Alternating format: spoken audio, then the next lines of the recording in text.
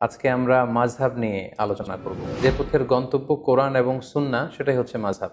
আল্লাহ রাসূল সাল্লাল্লাহু আলাইহি ইসলামের এক নির্দেশনা, একটি কমান্ড থেকে সাহাবাদের মধ্যে এক গ্রুপ একভাবে বিষয়টি বুঝলো, আরেক গ্রুপ ঠিক তার উল্টোটি 180 ডিগ্রি অ্যাঙ্গেল বিপরীতে যেয়ে তারা বুঝলো। অর্থাৎ সব বিষয়ে হক কেবলমাত্র একটি, এটা নাও হতে পারে। কখনো কখনো একাধিক বিষয়ে হক হতে পারে। মাযহাব আসলে ইসলামকে বিভক্ত করেনি, বরং মাযহাব ইসলামকে অনেকগুলো ভাগে ভাগ হওয়া থেকে বাঁচিয়েছে। ফলে কেমন যেন আল্লাহ তাআলার এটা একটা বিশেষ রহস্য বা কুদরত যে তিনি 4টা মাযহাবের মাধ্যমে আল্লাহ রাসূল সাল্লাল্লাহু আলাইহি ওয়াসাল্লামের পক্ষ থেকে প্রমাণিত যত ধরনের আমল হতে পারে এটা ঘুরিয়ে ফিরিয়ে সারা বিশ্বে আমল করাচ্ছেন। আপনার মাযহাবে হয়তো এই আমলটি নেই, কিন্তু অন্য মাযহাবে কিন্তু অত্যন্ত ভাব গাম্ভীর্যতার সাথে, অত্যন্ত আবেগের সাথে রাসূল সাল্লাল্লাহু আলাইহি ওয়াসাল্লামের এই আমলটি পালন করা হচ্ছে।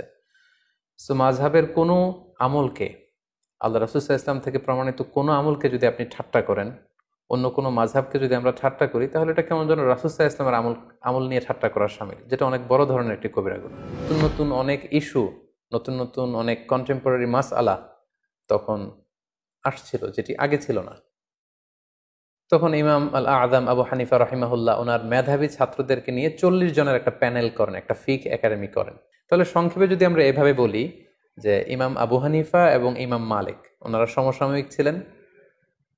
ইমাম আবু হানিফা ইরাক কেন্দ্রিক ইবনু মাসউদ রাদিয়াল্লাহু তাআলা আনহুর যেই জ্ঞান ওনার ছাত্রদের থ্রুতে ওনার হাতে এসেছে, সেটার উপর বেস করে ইরাকে তিনি হানাফি মাযহাব প্রতিষ্ঠা করেন।